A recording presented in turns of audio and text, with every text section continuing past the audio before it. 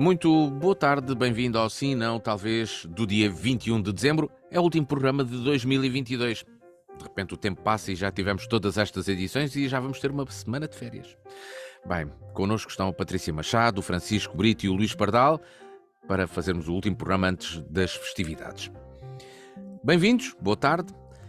Patrícia Machado, Francisco Brito e Luís Pardal, o primeiro tema que trazemos para o programa de hoje é algo que vai chamando a atenção dos eburenses e dá algumas preocupações. Aliás, temos duas preocupações hoje para o programa. Vamos começar com a primeira. É o alargamento do perímetro de segurança junto à Muralha de Évora, na Avenida de Lisboa. Ora, a questão é, se há um perímetro de segurança, é porque algo se passa na muralha, um monumento simbólico e icónico da cidade de Évora e único de toda a estrutura da cidade. Este troço foi intervencionado no início do mês passado. A ação teve como objetivo a correção de algumas anomalias detectadas na estrutura, mas, entretanto, esse perímetro de segurança foi ainda alargado para além daquilo que estava no início. Patrícia, o que é que se passa e que comentário faz? Isto é um trabalho que compete, curiosamente, à Câmara Municipal, porque é uma zona que está. Que é da responsabilidade da Câmara Municipal e um dos monumentos nacionais, por acaso, são aquelas questões que às vezes legalmente nós não sabemos muito bem, mas o que interessa aqui é saber o que é que se passa ali e que comentário faz a este problema que entretanto surge na cidade. Em primeiro lugar, boa tarde a todos os nossos ouvintes, aos meus colegas de debate e ao Luís Matias, e deixem-me também começar desde logo por desejar umas boas festas a todos, tendo em conta, como o Luís disse, é o último programa de 2022 e que o novo ano entre de forma melhor, embora portanto, estejamos todos conscientes dos desafios que temos pela frente, mas desejar felizes festas e um ano novo melhor para todos os nossos ouvintes. Pois, relativamente a esta matéria, é a mesma. Não estou da posse de um conjunto de informações, naturalmente, que no plano técnico certamente haverá necessidade de algum esclarecimento e de alguma comunicação que permita também dar a conhecer melhor o que é que ali se passa, mas não é uma situação nova. Em estruturas deste género, portanto, com muitos anos e que precisam naturalmente de manutenção. Essa manutenção tem sido feita, como disse bem, aquele troço em particular, sendo da Câmara, não intervém sem os devidos pareceres e articulação natural e necessária com a Direção Regional de Cultura e a DGPC. Do que conheço, aquela é uma fenda, como disse bem, que está identificada, não é de agora, tem vindo a ser acompanhada e monitorizada há muito tempo, nomeadamente através daquilo que se chama os testemunhos de gesso, colocados ao longo da fissura, quer interna, quer externamente. Parece que recentemente se detectaram ali mais alguns movimentos e fissuração, o que face a essa fragilidade ou necessidade de cautelar possíveis fragilidades e perigosidade daquele troço. Portanto, certamente que decorre daí o alargamento do perímetro, digamos assim, de segurança. Uh, Há uma dúvida, certamente, que penso que nenhum de nós estará em condições de esclarecer o real motivo, mas poderá também decorrer ali de obras que estão a decorrer, obras privadas. Uh, uma obra privada que está ali a ser realizada no local, em que foram realizadas sondagens arqueológicas até a propósito dessa intervenção e aproveitou-se a oportunidade também, a quando dessas sondagens arqueológicas, para avançar com um estudo e proposta de intervenção, com um relatório prévio do que sei já foi submetido à Direção Regional de Cultura e à DGPC para a aprovação. Portanto, está-se a aguardar parecer, mas portanto é uma matéria também que precisa de ser, e como disse, está a ser articulada.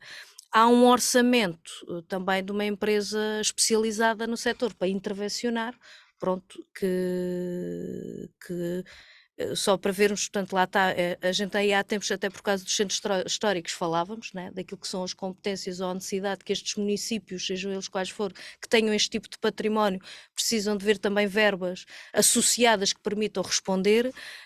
Portanto, só esse orçamento para poder intervencionar ali naquela fissura, estamos a falar de uma coisa à volta de 120 mil euros, se não estou em erro. Portanto, mas pronto, é um orçamento que está em apreciação e que precisa naturalmente e que resulta desta necessidade de fazer ali uma intervenção e que, portanto, ainda bem que estão acauteladas ali perímetros de segurança e que está a ser monitorizado e, portanto, temos também essa confiança que tudo está a ser feito, não só para conservar, monitorizar e salvaguardar o património, como também preservar e salvaguardar a segurança de quem por ali passa. Francisco Brito, muito boa tarde, bem-vindo. Ainda há pouco a muralha em Veiros ruiu devido ao mau tempo. Corremos esse risco aqui em Évora? Ora, muito boa tarde a todos, boa tarde aos colegas de painel, ao Luís Matias e aos nossos ouvintes. Eu gostaria só de começar por uma ideia que a Patrícia estava aqui a falar e que me parece bastante importante reforçar e que as pessoas que nos ouvem percebam isto. É que, de facto, as autarquias que têm este tipo de património em mãos não recebem verbas ou geralmente não recebem verbas para o manter. Pelo menos o cálculo do financiamento das autarquias, sejam elas municípios ou freguesias, é feito tendo em conta alguns fatores, entre eles a população, a densidade populacional, a área, e isso nestes fatores não estão discriminados os monumentos e a carga patrimonial que estas autarquias têm que gerir. E isto é uma questão muito importante e que deve ser sublinhada, porque nós, tendo um centro histórico classificado, e o centro histórico tem muitos monumentos, alguns deles que são de tutela do Estado, outros que são de tutela da Câmara, outros que são de outro tipo de entidades, mas tem também no espaço público um conjunto eu não diria só de monumentos, alguns deles são, mas com um conjunto de elementos que precisam de ser mantidos, que a sua manutenção é muito cara e muito onerosa e que os municípios não têm verba para o fazer, sejam os municípios ou as freguesias. E isto é bastante importante que se perceba, porque eu acho que deve haver aqui uma discriminação positiva para este tipo de território, porque efetivamente nós temos outro tipo de custos. Quando nós falamos nestas intervenções, seja na muralha, seja numa fonte, seja num pavimento, nós estamos a falar de um custo a metro quadrado, de um custo por intervenção muito mais dispendioso do que muitas outras realidades que o país tem. Portanto, neste contexto, a lei não pode ser cega, e neste caso o Orçamento de Estado não pode ser cego a calcular valores e deve olhar para todos estes fatores. Voltando à questão da muralha de Évora, gostaria de voltar um bocadinho atrás, antes desta questão concreta, e falar da importância que a muralha tem para Évora. Muitas das cidades portuguesas, como nós sabemos, teriam perímetros muralhados. Évora conseguiu manter esse perímetro até aos dias de hoje, com uma intervenção muito oportuna do Grupo Pro Évora durante o século XX, que fez com que as muralhas não fossem vendidas em asta pública, ou seja, a pedra não fosse vendida para outro tipo de aproveitamento. Portanto, se nós hoje temos a muralha, também temos que olhar para o trabalho que foi feito até hoje para garantir que ela chegasse até nós, que esta herança patrimonial pudesse ser contemplada por todos nós.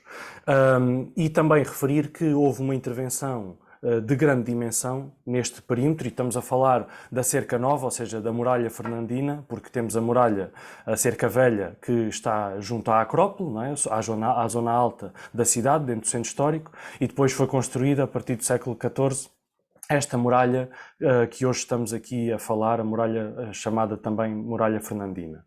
E entre a década de 50 e 70 houve uma grande intervenção da Direção-Geral dos Edifícios e Monumentos Nacionais, e que se fala muito sobre a questão das ameias, que nós conseguimos ver e que foram de certa forma inventadas para criar uma imagem daquilo que seria uma cidade fortificada, mas também existiram troços desta muralha que foram feitos do chão.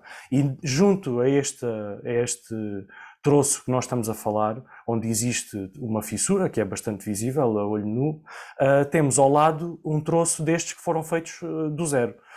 Isto são tudo fatores que nós devemos ter em consideração, porque estas patologias que hoje estamos aqui a falar, e também, como já aqui foi dito, são patologias antigas, é normal que este tipo de monumento tenha este tipo de problemas, mas muitas vezes estes problemas, quando são identificados ou quando são vistos, já revelam um conjunto alargado de tempo de de dano, por assim dizer, ou seja, existe a atuação, seja do tempo, da intempérie, de tudo mais, e das obras na envolvente, durante os anos todos que antecedem estas intervenções. Portanto, eu aqui não sei se a questão estará propriamente na obra que está a ser feita ao lado, não sei se existiu nestas escavações arqueológicas, se existiu a movimentação de terras que faria com que existisse a destabilização da base da muralha, ou se isto já é uma coisa de facto muito mais antiga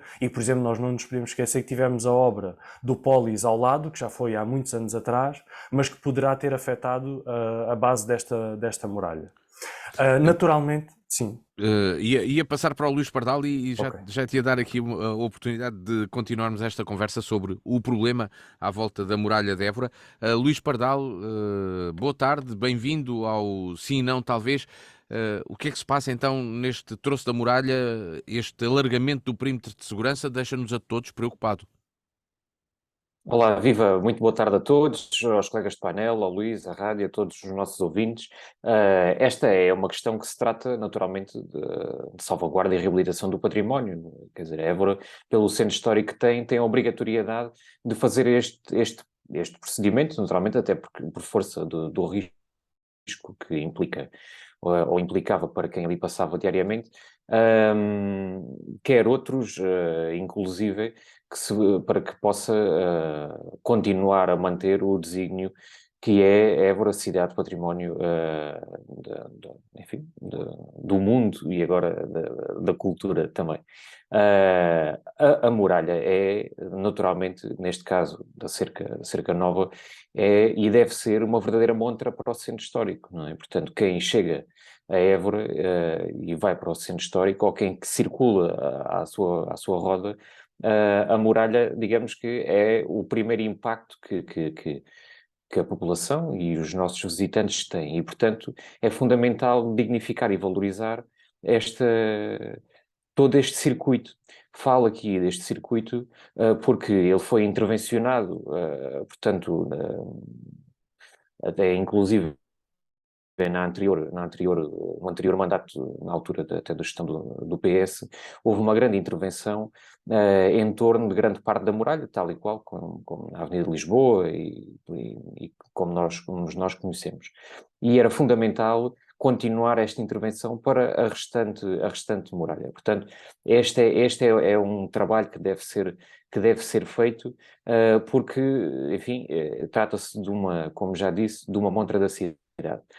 Sobre as características específicas desta obra, eu confesso que não tenho os dados suficientes, nem inclusive técnicos, que me possam fazer aqui uma grande abordagem específica sobre este troço. Enfim, aquilo que sei é que já há bastantes anos era perfeitamente visível quem ali passava,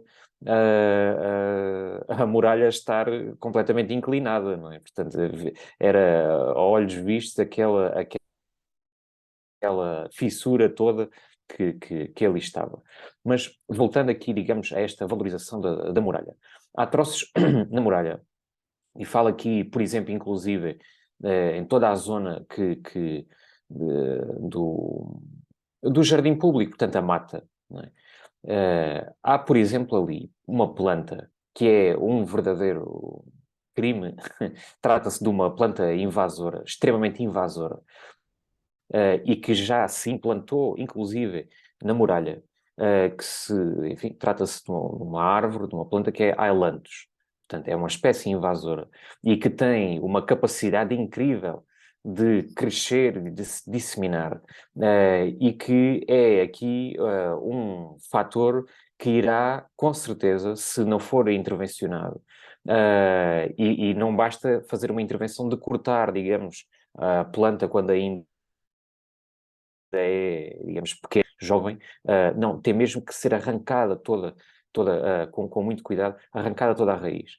E, portanto, existe esta planta espalhada já na muralha. E, portanto, esta é uma preocupação que deixo aqui, naturalmente, sobre a muralha. Depois temos outro, não é? Portanto, do outro lado, na rotunda, perto, o Parque do Chalrito, mais conhecido o Parque do Chalrito, que fica ali perto da rotunda de homenagem aos bombeiros.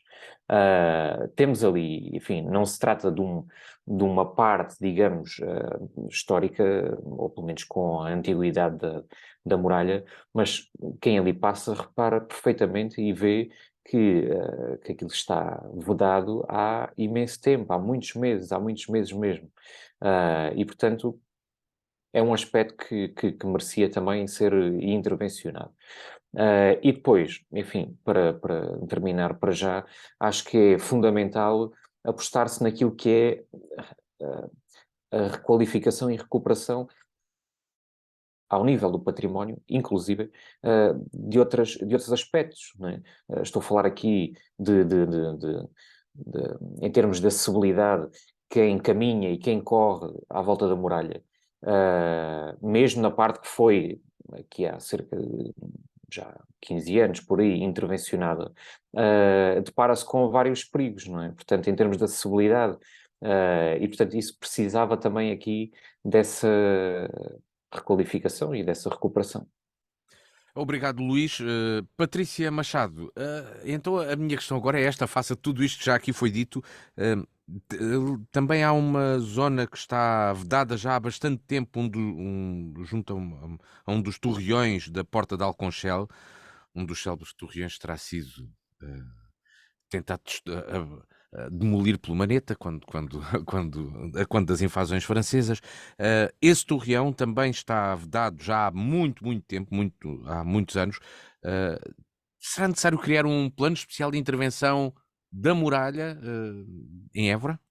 Será que temos de encarar todos estes problemas desta forma? Sim, naturalmente, e penso que não tem sido feito, acho que bem pelo contrário, acho que não tem sido feito, ou seja, é ignorar esta realidade. Acho que não só não tem sido ignorada, como se têm procurado dar respostas, e como já aqui foi sublinhado, de facto, Évora, enquanto cidade, tem um imenso e valioso património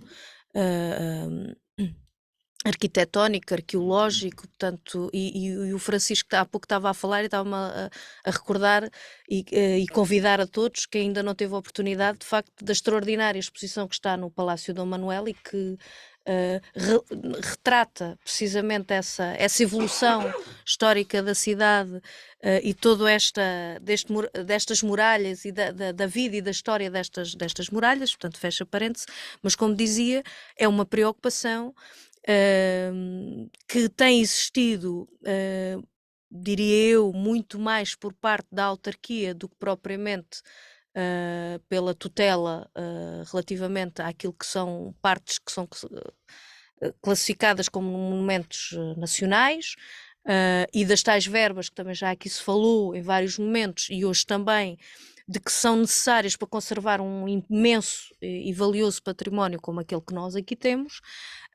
Mas dito isto, eu penso que nos últimos anos, para além de tudo o que foi feito a seguir ao 25 de Abril, e que levou também à classificação do centro histórico, é de sublinhar, por exemplo, há uma intenção que está a aguardar a abertura de linha de financiamento adequado, portanto, e que tem tardado. Muito se tem falado aqui da questão das candidaturas. Esta é daquelas que se está a aguardar e com trabalho preparado para a abertura de uma linha de financiamento, porque de outra forma estamos a falar de muito dinheiro, de uma candidatura para um projeto de valorização da muralha e do sistema fortificado, que visa desde a limpeza, a reparação de fissuras, a correção de reboques, estudos de iluminação cénica, requalificação, por exemplo, das torres da Porta de Alconchel, incluindo a sua transformação, por exemplo, em centro interpretativo. Portanto, há um plano e um projeto que naturalmente precisa de financiamento e que é inviável pensarmos que é apenas por via do orçamento municipal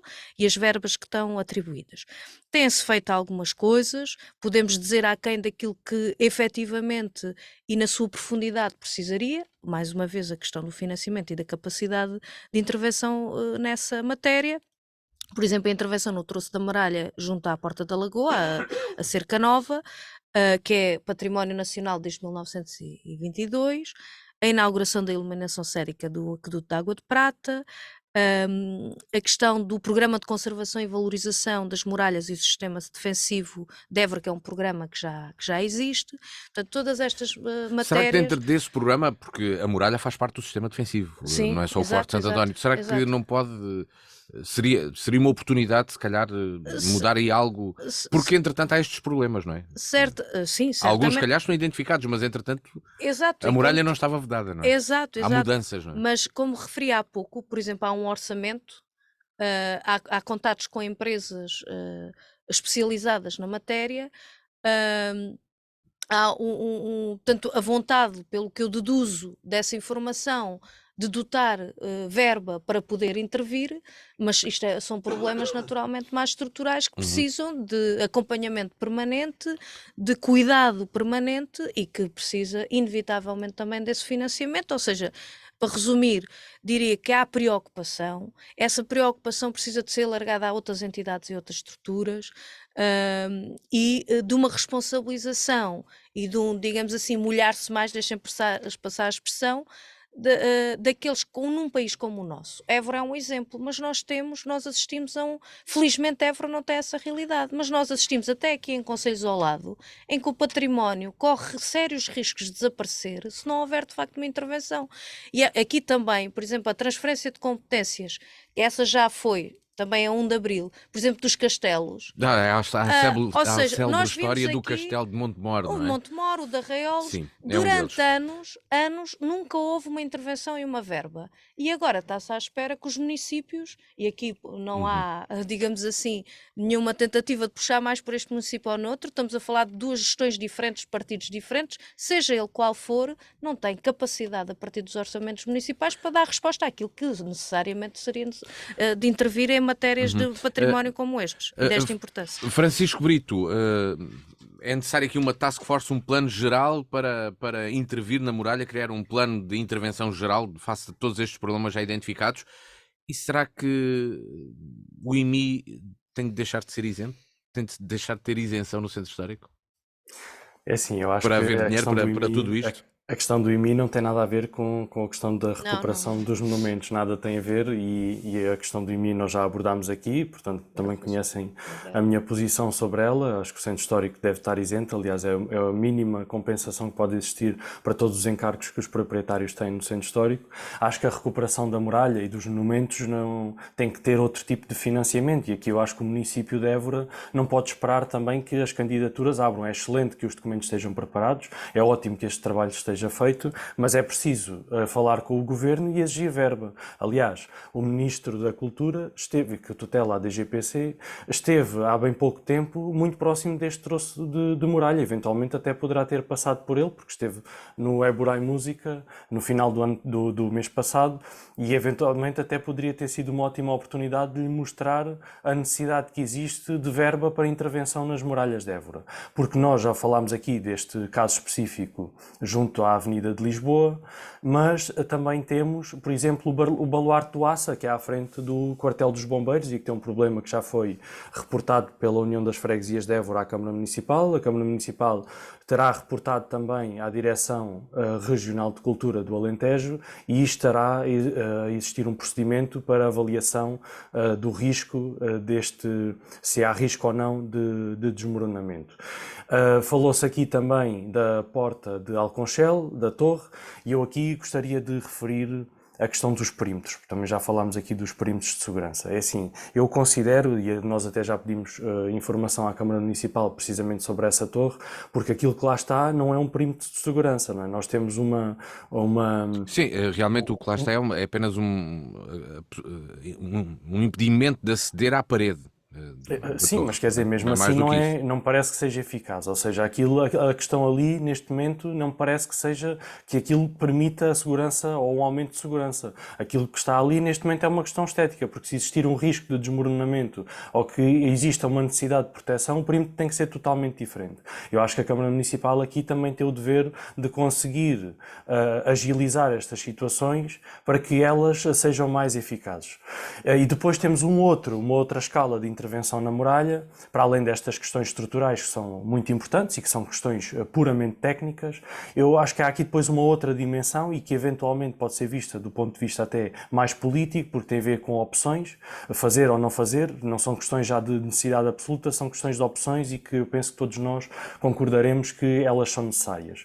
Tem a ver com a existência de iluminação neste troço à volta da muralha, da necessidade que existe de retirar um certo tipo de serviços junto da muralha e permitir às pessoas que possam usufruir desse espaço, por exemplo, a questão da Avenida São João de Deus, onde estão localizados os caminhões do lixo da Câmara Municipal. É fundamental que esse tipo de serviços seja deslocado para outro lado e que aquele espaço seja alvo de uma intervenção a nível de paisagismo para que possa haver contemplação da muralha. Aliás, todo este troço da Avenida São João de Deus é um troço, e depois que pega com a zona do hospital, é um troço que deve ser olhado, até porque o próprio hospital será deslocalizado para outra zona, e é importante que todos nós olhemos para isto e pensemos qual é que vai ser o futuro desta área. E aqui a Câmara Municipal de Évora naturalmente deve ter um papel ativo, não só pela responsabilidade que tem, mas também pela defesa daqueles que são os interesses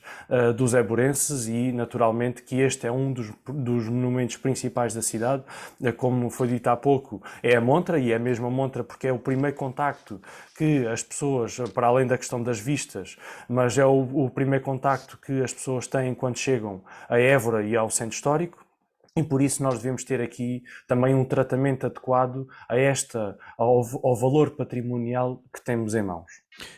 Luís Pardal, é necessário então dinheiro do governo para se poder fazer todo este tipo de intervenção?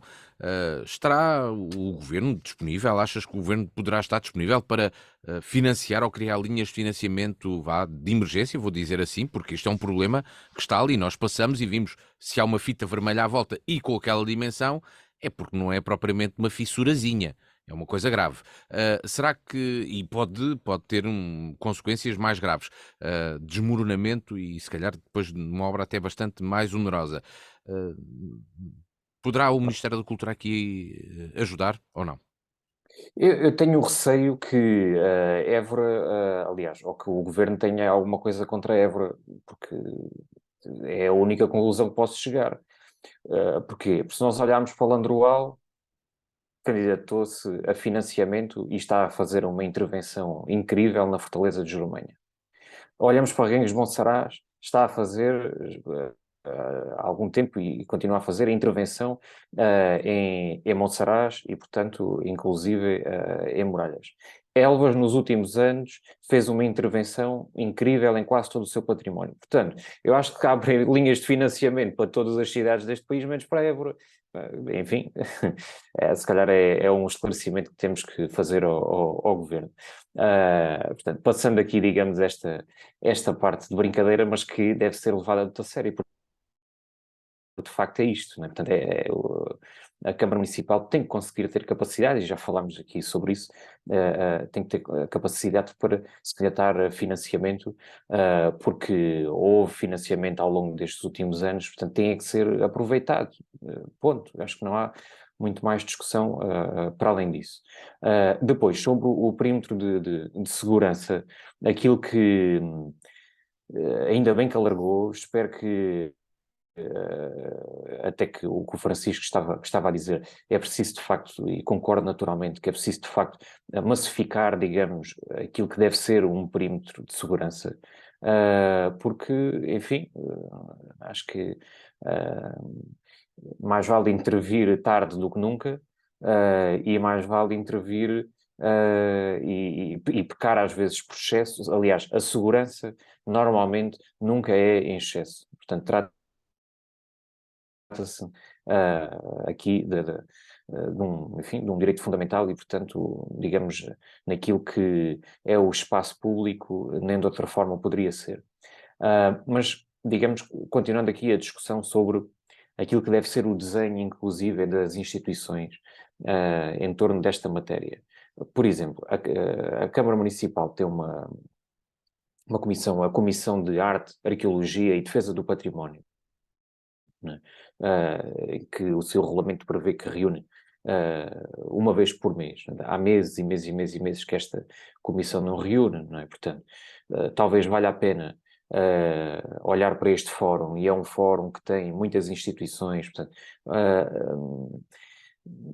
naturalmente desde a Câmara, ao Museu de Évora, ao Grupo Pro Évora, à Fundação Eugênio de Almeida, à Direção de Cultura, portanto, existem aqui estas entidades que, do ponto de vista técnico, seria importante que estivessem alinhadas, e neste caso já existe uma comissão que está prevista para estas discussões, portanto, vale a pena, se calhar, olhar para esta comissão, repensá-la se for o caso e agir.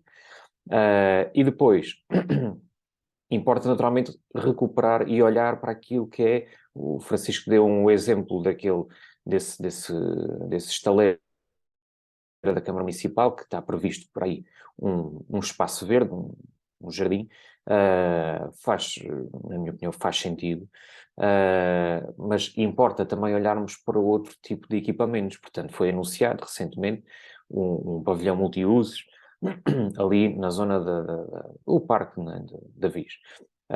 Mas depois espero que se possa olhar, por exemplo, do outro lado da rotunda, e se possa pensar o que é que se vai fazer sobre o mosteiro, a igreja de São Bartolomeu, portanto, que é aquela que fica ali junto à rotunda da Viz, não é? Portanto, Sim, a ruína de São Bartolomeu, sim. exato. Da igreja, Portanto, sim. se calhar é importante que se olhe também para aquele património, e independentemente, enfim, no sítio onde está, não é digno que continue naquele estado, né, naturalmente. Portanto, falo disso, falo de outra infraestrutura, por exemplo, aqui não é tanto património, Sim. mas que diz respeito digamos, a esta relação com a volta da muralha, que é aquele parque de estacionamento que nós temos ali junto a Gabriel Pereira. Portanto, tudo isto acaba por estar ligado, e, portanto, importava aqui pronto, esta abordagem. Questões que ficam em aberto neste sim, não, talvez, mas que começam a ter alguma luz também da discussão que aqui tivemos e da partilha que aqui tivemos de pensamento entre a Patrícia Machado, o Francisco Brito e o Luís Pardal. Passamos para o tema que nos traz a Patrícia Machado. A urgência pediátrica do Hospital do Espírito Santo esteve encerrada na passada noite de sábado para domingo por falta de médicos. É outra preocupação, o hospital. Era a tal segunda preocupação que falei no início do programa. Pergunta à Patrícia o que se passa no hospital. Ora, Patrícia, faça lá a pergunta e que leitura fazes então do problema existente?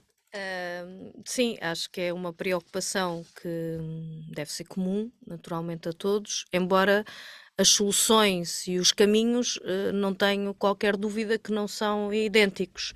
E a realidade e a vida têm comprovado. Portanto, o que está verdadeiramente aqui em causa é um debate, e pegando neste exemplo de Évora, infelizmente não é só Évora, o que está verdadeiramente em causa nos últimos tempos é um debate entre aqueles que defendem que se deve drenar recursos e serviços para o sistema privado de saúde, ou aqueles que defendem, passo a redundância, a defesa do Serviço Nacional de Saúde com os meios próprios. E, de facto, este tipo de exemplos que não é novo, nós portanto, de falta de capacidade de dar resposta às escalas, nomeadamente no serviço de pediatria, mas não só, mas estamos a falar do que levou a este encerramento, de horários contínuos que levam à exaustão de profissionais. Nós, há cerca de 1 ano e meio, num contato que tivemos, nomeadamente com este serviço, mas também com o hospital, uma das questões que vinham era precisamente esta. Portanto, há falta de profissionais, não é exclusivo daquele serviço, é um problema geral do hospital, é um problema que é dos cuidados de saúde primários. Nós temos concelhos neste distrito que estão sem médico, Mourão, por exemplo. Muitos destes serviços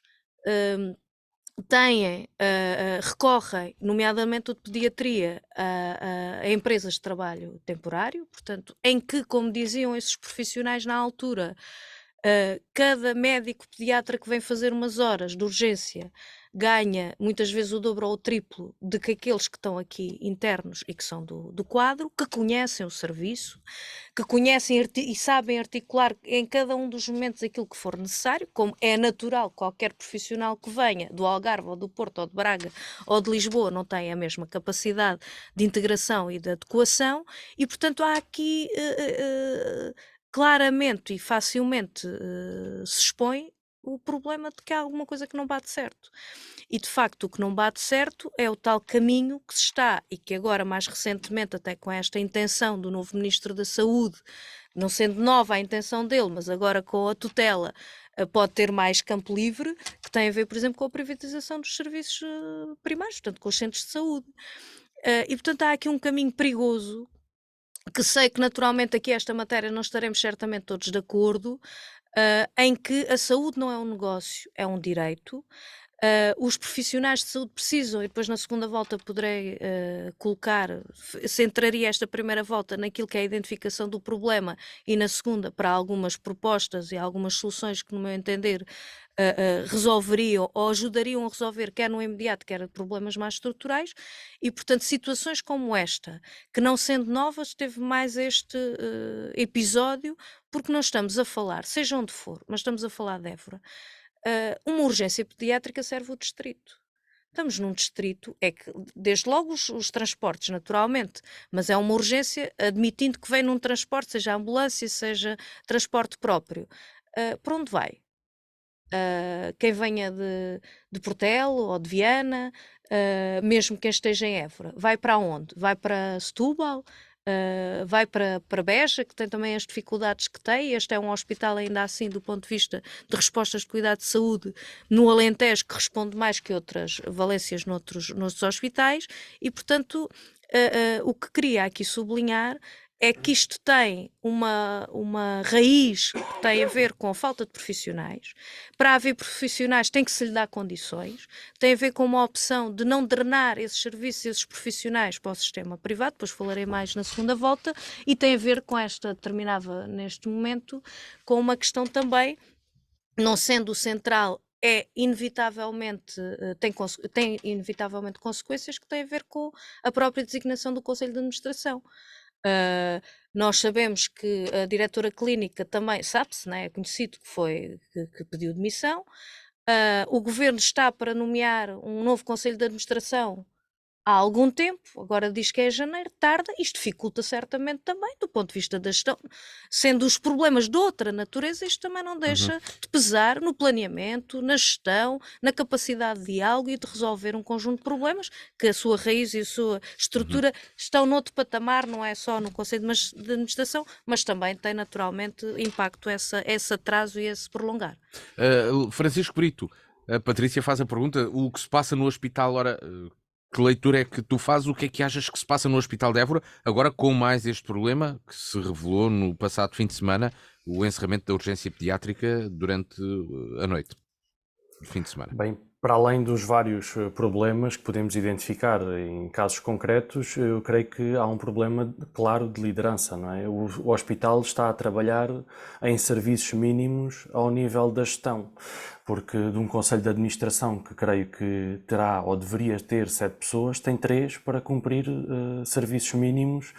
Naturalmente que estas pessoas, para além de acumularem funções, tanto quanto sei, têm funções, alguns deles clínicos, no hospital ainda têm que acumular funções de gestão. Naturalmente que é impossível gerir o dia-a-dia de um hospital, com tudo o que acarreta, ainda por cima, uma gestão feita sem dinheiro é naturalmente mais difícil do que uma gestão que podia ter outro tipo de condições. Portanto, as pessoas precisam de ter tempo para se poderem empenhar, e naturalmente que isto se torna impossível de gerir nesta forma.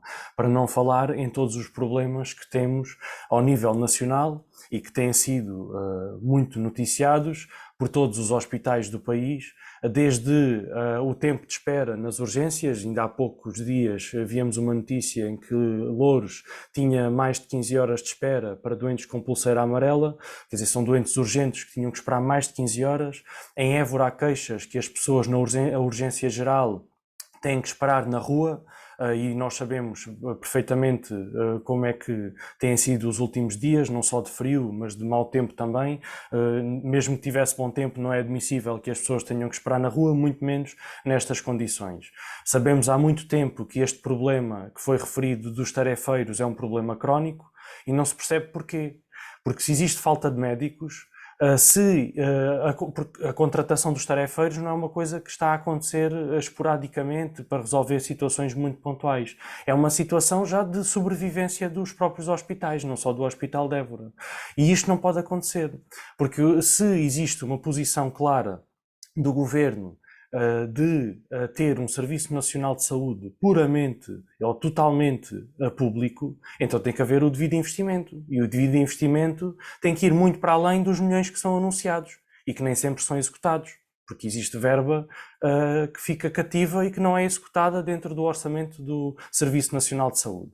Portanto, é preciso haver uma resolução clara para isto, porque se os médicos são necessários, então é preciso garantir que conseguimos atrair esses médicos para o Serviço Nacional de Saúde. Depois há aqui outra questão que eu creio que tem sido muito debatida do ponto de vista ideológico, mas que, quanto a mim, deve ser debatida do ponto de vista da qualidade do serviço público. Porque é inequívoco que os cidadãos devem ter acesso a todos os cuidados de saúde. E para mim isso é o mais importante. As pessoas devem ter acesso a cuidados de saúde de qualidade. Não interessa às pessoas se quem está a prestar esse serviço é público ou privado. O que interessa é que as pessoas tenham esse serviço e que, naturalmente, se não têm posses para o pagar, que o Estado assuma esse tipo de pagamentos. Portanto, isso é o mais importante. Isto é como se tivéssemos dois sacos de maçãs, não é? E nós temos, olha, à nossa frente um saco que está vazio, mas que é fornecido pelo serviço público. E ao lado temos um saco que está cheio que é fornecido pelo serviço privado. Só que queremos comer maçãs e não podemos, porque o Estado diz-nos que nós temos que comer maçãs, mas são daquele saco que temos à nossa frente, mas que está vazio. Mesmo que o que esteja ao nosso lado seja mais barato para o Estado e que seja melhor, tenha melhor qualidade para os cidadãos. Portanto, isto não pode ser uma realidade no nosso país. Eu acho que tem que haver coragem. Recentemente, foi nomeada uma comissão de gestão, uma direção de gestão do Serviço Nacional de Saúde. Esperamos que essa comissão tenha trabalho para apresentar nos próximos tempos, porque urge que esse trabalho surja. E neste momento aquilo que está a acontecer, e ainda hoje é notícia, que o Ministro da Educação apresentou a 3 presidentes de Câmara, aqui não muito longe, a solução para o encerramento de hospitais na sua área, estamos a falar da zona de Setúbal, em que, em vez de haver a garantia de serviço, existe a garantia de escolha de falhas, ou seja, o Governo neste momento está a escolher onde é que vai falhar, porque já admite que vai falhar, não encontra solução para não falhar, então diz, nós vamos falhar aqui destas horas a estas horas. E isto também é muito grave. E isto também não pode acontecer. E depois, quando olhamos para o caso concreto de Évora e para o caso concreto da urgência pediátrica, nós vemos que isto revela que nem sequer plano B existe.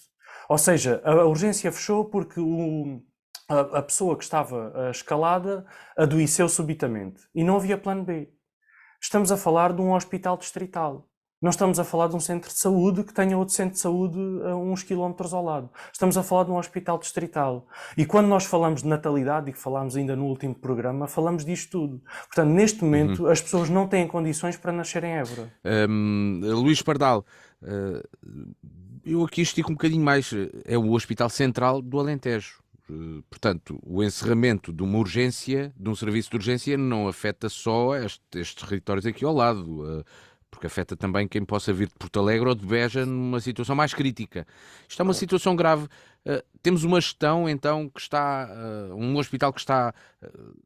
tem uma gestão que foi abandonada, porque só já tem 3 gestores e o Governo nunca mais decide nada. Está aí o principal problema. O que é que se passa com o hospital, Luís? Muito bem. Eu acho que, enfim, em primeiro lugar, qualquer pessoa lamenta a situação que aconteceu. Eu acho que desde a administração do hospital, com certeza, até aos profissionais de saúde, naturalmente às famílias, a todos os visados, qualquer pessoa que entenda que o Serviço Nacional de Saúde é uma e deve ser uma prioridade, qualquer pessoa lamenta esta situação. Mas isso, enfim, fala-se aqui sobre a administração do hospital. Nós também temos que ter consciência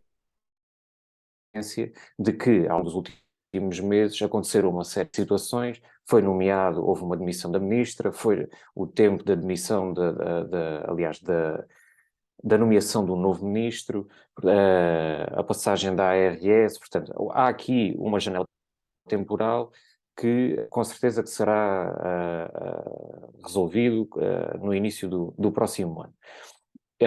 Mas é assim, não é sério centrar todos os problemas, até porque falamos aqui de uma questão nacional, apenas na administração.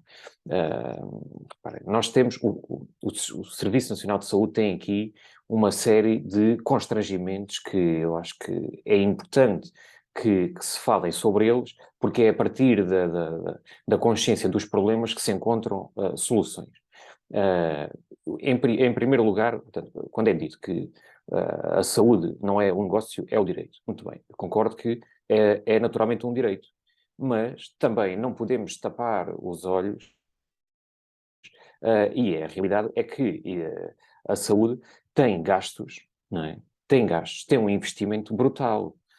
E, portanto, cabe ao governo ter a capacidade de gerir estes dois mundos,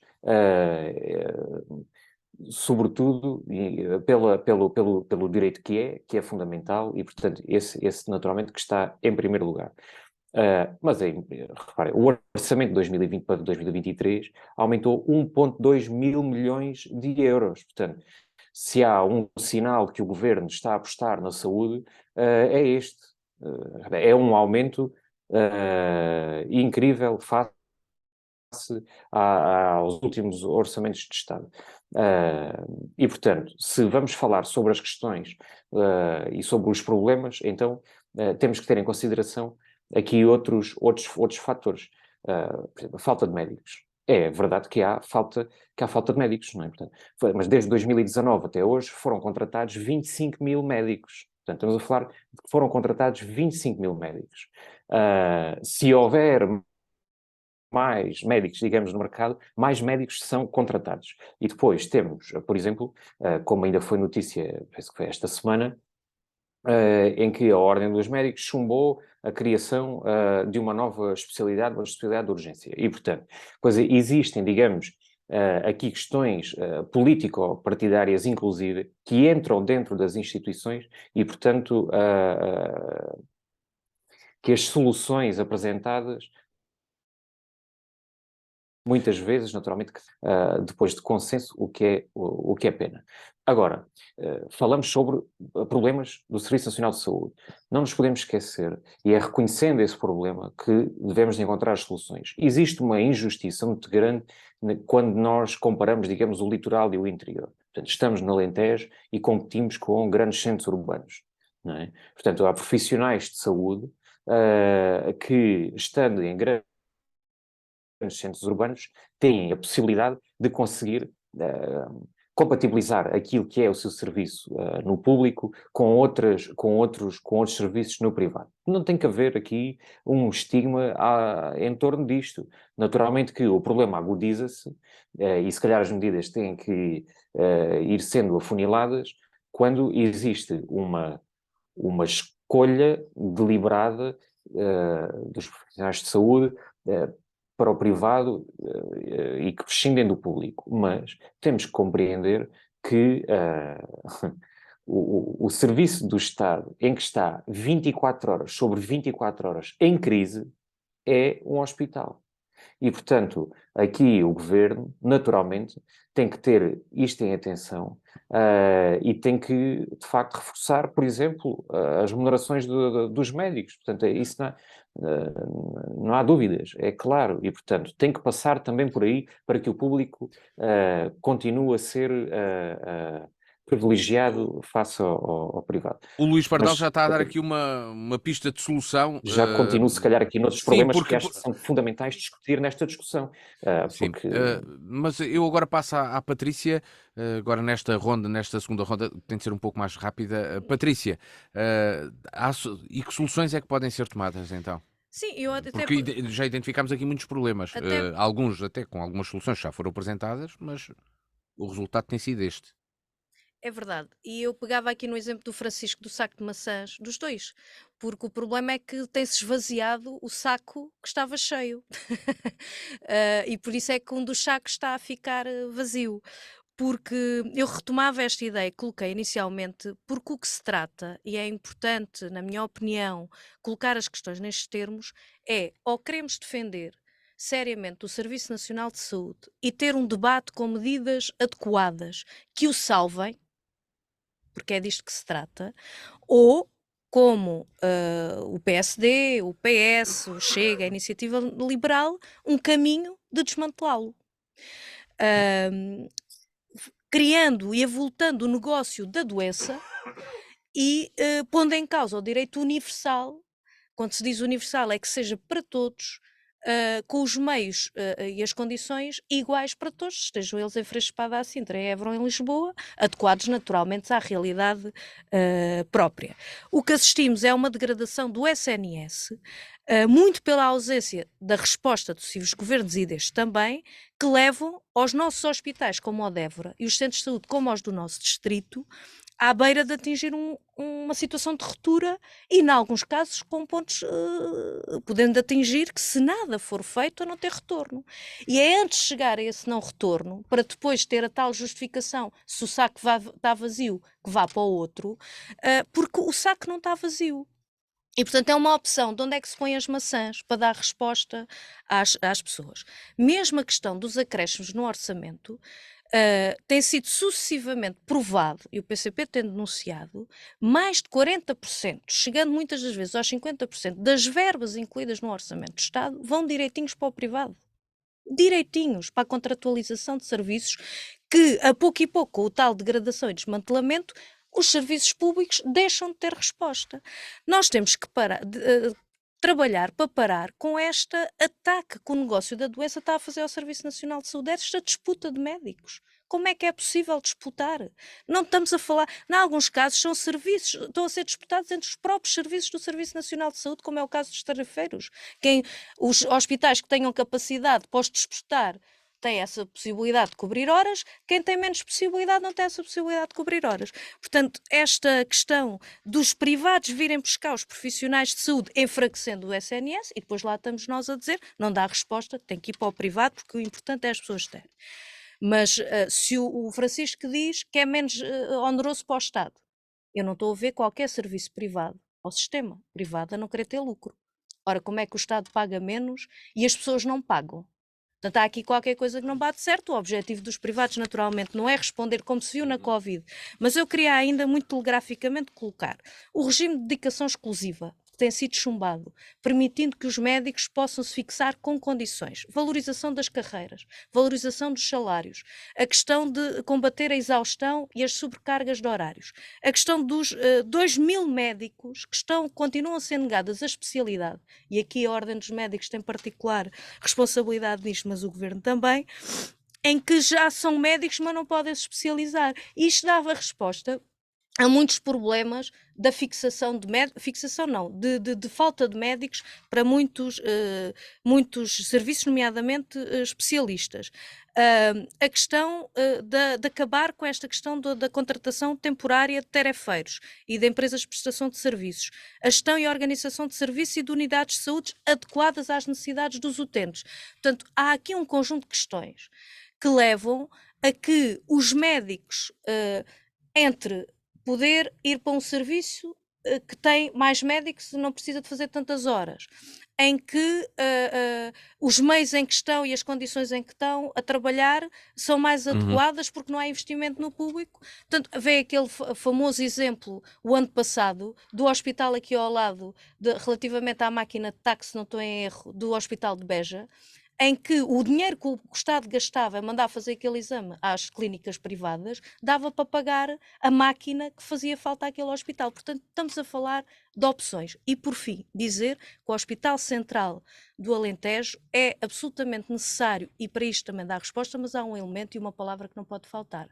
E que vamos ver, agora com a maioria absoluta do PS, o caminho. Da parte do PCP continuaremos a exigir, que é a parte do público. Sim. Hospital Central Público, e que não se tente transformar, a propósito de um conjunto de questões, numa EPE que naturalmente teria também outras consequências. Podemos falar até sobre esse futuro.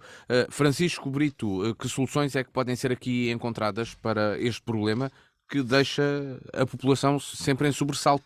Será que o serviço está a funcionar? Será que está congestionado?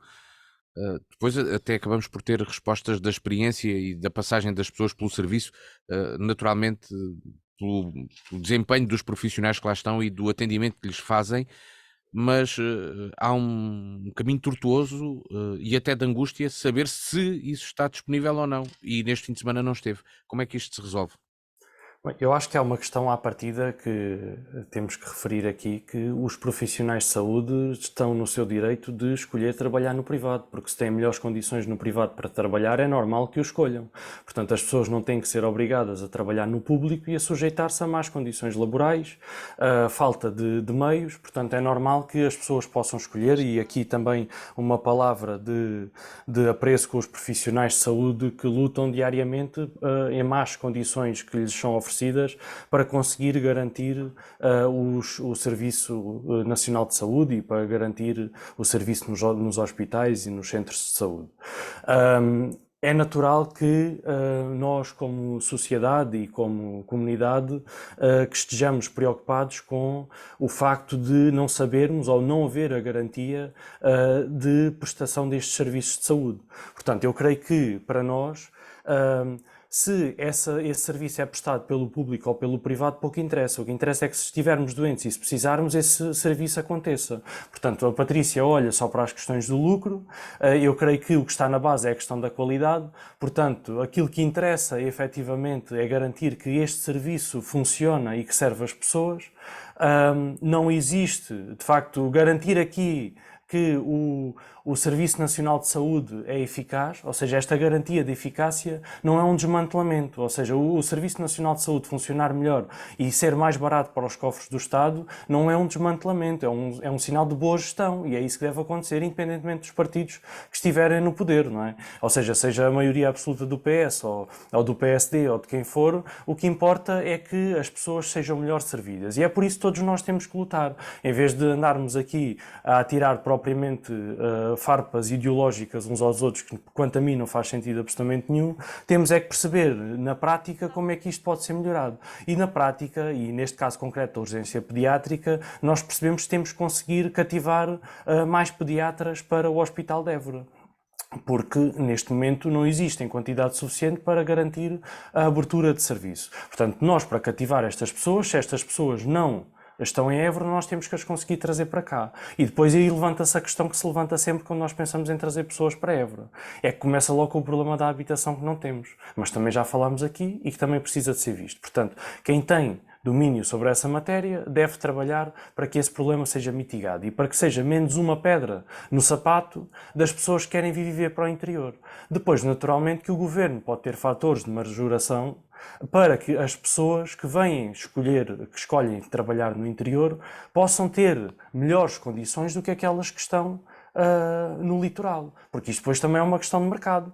E aí o Estado também tem que ser inteligente e tem que perceber que, para cativar estas pessoas a estar a trabalhar e a viver numa cidade como Évora, que é uma cidade de interior, seja Évora, seja Castelo Branco, Beja, Bragança, seja qual for uma cidade do interior, tem que oferecer melhores condições para que essas pessoas se sintam confortáveis aqui. E depois, naturalmente, que as pessoas também, se nós conseguirmos garantir estas condições e garantir que a cidade também tem um número de serviços e de condições que torna a sua vida feliz, naturalmente que as pessoas também querem vir para cá. Portanto, há aqui um conjunto de muitos fatores que vão desde do Estado, do Governo, até ao município, que também naturalmente, não tendo uma mão direta neste tema, como é óbvio, como é do conhecimento público, não é garantidamente o município que gera o hospital e que gera esta situação, também pode fazer aqui a sua parte e garantir que há pelo menos condições para que as pessoas possam implantar no território e exigir ao Governo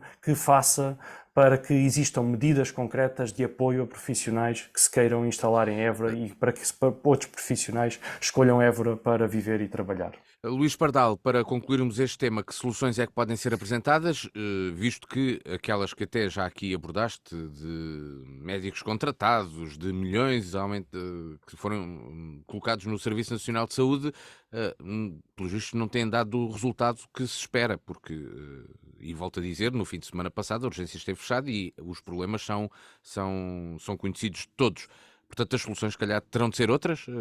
Que caminhos podem ser? Ah, ah, Naturalmente que isto, lá está, este assunto, como temos estado aqui a falar, é resultado de um conjunto muito alargado de problemas, dos mais diferentes, digamos, até inclusive às diferentes escalas do Estado. Ah, Temos um novo ministro, que tem exercício de mandato há relativamente pouco tempo. Temos a Comissão Executiva que irá, digamos, entrar na sua plenitude de funções no início de 2023. Naturalmente que há aqui uma grande esperança de que esta nova governação possa conseguir implementar medidas de fundo estruturais que tenham impacto. Naturalmente que essas medidas por si só, ou digamos o aumento de 1,2 mil milhões de euros, por si só, não conseguirão com certeza resolver os problemas do Serviço Nacional de Saúde. Agora, cabe também, digamos, descer às CCDRs, à ARS, às administrações dos hospitais, e inclusive até aos chefes digamos, de serviços, a todos os profissionais, porque não nos podemos esquecer aqui de que é fundamental, inclusive, valorizar o profissional de saúde, digamos, na medida direta e prática, no dia a dia. E para isso, pedem-se, sobretudo, duas situações. Melhores condições de trabalho, temos aí o novo Hospital Central a ser construído, ao contrário de que muita gente podia desacreditar, e inclusive governos no passado que cortaram o seu progresso. A propósito do novo Hospital Central, é fundamental que a Câmara tenha todos os processos, neste caso, de infraestruturas, e não se fala aqui o financiamento. Bem, este poderá ser outro assunto que podemos discutir em breve. Agora, eu tenho o receio de que cheguemos a ter o hospital construído e não tenhamos as infraestruturas construídas até lá. Pelo menos nem projetos ainda há sequer. Mas isso deixamos para outro programa. E depois, como eu estava a dizer, é importante... Ainda vão dizer que a culpa é da Câmara. Colega, se quiser, podemos Oh, falar Luís, noutro peço programa desculpa, mas sobre é que os isso. projetos estão Podemos falar. O Aquilo projeto que está compete, sobre isso feito. podemos aquilo que falar compete à noutro Câmara programa. está feito. O Governo Sobre vai o futuro do continuar a não dar hospital. resposta sobre as expropriações, sobre a questão das verbas que se comprometeu. Já Muito cá bem. faltava, pois Vamos claro. falar sobre isso noutro programa. Sim, Pois sim, eu acho que mas, podemos mas é bom a acho que verdade, podemos é dizer bom o aqui. rigor na Não, informação. quantos projetos é que a Câmara já aprovou? Não, estou a Mas isso dizer. será outra questão. Pronto. Peço desculpa Muito bem. por termos de Vamos terminar o programa, continuar. Luís. Vamos continuar. Sim, mas tens mesmo de terminar porque temos de ir ao fim do programa. Já Portanto, ultrapassámos a queria hora de terminar, programa. infelizmente fui aqui Peço interrompido. desculpa, Faz peço parte, faz desculpa. parte, faz parte. Às vezes acontece, Mas, sim. portanto, estava aqui a falar de que é fundamental que os profissionais de saúde tenham ter tempo para estar com o doente. E, portanto, isso implica uma série de melhorias a fazer. Tinha aqui outros aspectos para dizer que não vou frisar, mas terminava dizendo já que é fundamental apostar nos cuidados de saúde primários. Isso é fundamental. Já houve um alargamento agora, foi um sinal muito positivo e uma esperança, um alargamento do horário de cerca de 200 centros de saúde. Portanto, isto é fundamental e, portanto, este é um sinal que as coisas podem mudar. Vamos ao sim, não, talvez. Patrícia Machado, um sim, um não, talvez, para terminar o ano. É um sim, ao regresso do Ocupa-te, portanto o Programa Municipal de Ocupação de Tempos Livres e estas férias de Natal, um Ocupa-te inclusive, sublinhava este aspecto em que um pequeno passo naquilo que são a resposta às necessidades de crianças com necessidades particulares e atividades adaptadas a essas mesmas crianças, com um horário próprio e que permite também esse convívio com todas as crianças que queiram e a preços acessíveis a participar neste Ocupa. Portanto, é um sim ao direito das crianças a brincarem e a todas as crianças por igual e, portanto, é esta a iniciativa do Ocupa-te Inclusivo. Francisco Brito, um sim, um não ou talvez, para concluir Para o ano? hoje, o meu sim e não ou talvez é um pouco diferente. Estamos a chegar ao fim de 2022 e gostaria de expressar uma palavra de saudação a todos aqueles que no setor público ou no setor privado trabalham para que Portugal possa descolar da cauda da Europa. Por isso o meu sim vai para o mérito e para a competência. E sendo esta uma época festiva, despeço-me com votos de boas festas para todos os que nos ouvem, para a Diana FM e para os meus colegas de painel. Bem, também já vamos desejar aí essas boas festas. Luís Pardal, e tu que sim, não ou talvez trazes? O meu não é para o Presidente da Não, Câmara não. Municipal de Évora, porque foi o único Presidente da Câmara a votar contra a descentralização na área da ação social. Foi o único na Associação Nacional de Municípios votou contra receber esta competência. Portanto, estamos a falar aqui de dezenas de presidentes de Câmara, de diferentes forças partidárias. Em resultado das negociações, o Governo aumentou 35 milhões face às negociações iniciais. Portanto, passou para 91 milhões. Foi dito aqui que este acordo irá beneficiar os municípios e o nosso Presidente da Câmara Municipal de Évora foi o único na Associação Nacional de Municípios que votou contra. Portanto, isto é caso para dizer que, digamos, vamos na autoestrada, vêm dezenas de carros em sentido contrário, mas eu é que dou conta, bem, os outros estão todos errados, eu é que estou no caminho certo. E é assim que terminamos o ano no sim, não. Talvez, obrigado Luís Pardal, Francisco Boas Brito e festas a Patrícia todos. Machado. Boas festas, exatamente. Regressaremos então na primeira semana de 2023, onde iremos olhar para ainda o ano que terminou. Até de hoje a 15 dias.